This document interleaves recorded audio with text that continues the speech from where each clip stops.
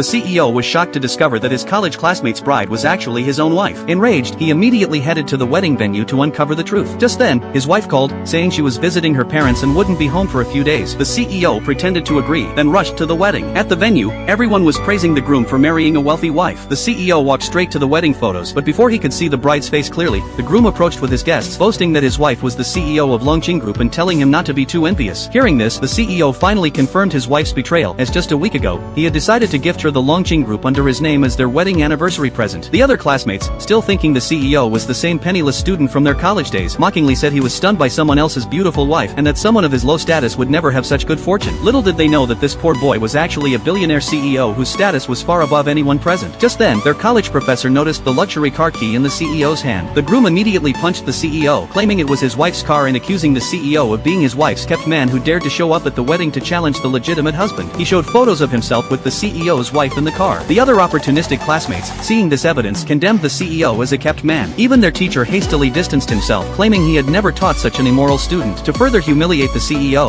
the groom spray-painted "Mistress Must Die" on the CEO's car and smashed its windows with rocks. The surrounding classmates, eager to curry favor with the groom, joined in. They not only destroyed the CEO's million-dollar car but also tore up the multi-million-dollar collectibles and smashed the priceless antiques in the trunk. Watching the frenzied crowd, the CEO calmly called his assistant, ordering them to arrive within 10 minutes. The groom snatched and smashed the CEO's phone, berating him as a pauper who must have used his wife's money to buy such expensive things. It turned out the groom had always been jealous of the CEO in college, constantly trying to compete but always falling short. He thought marrying a CEO would finally satisfy his vanity, but discovering his wife's connection to the CEO infuriated him. Enraged, he tore off the jade pendant from the CEO's neck, knowing it was the only keepsake from the CEO's deceased mother. To exact revenge, he smashed it on the ground, insulting him as a shameless kept man unworthy of anything good. The foolish groom remained unaware that this shameless kept man was actually a billionaire CEO, and he would soon pay a devastating price for his arrogant behavior.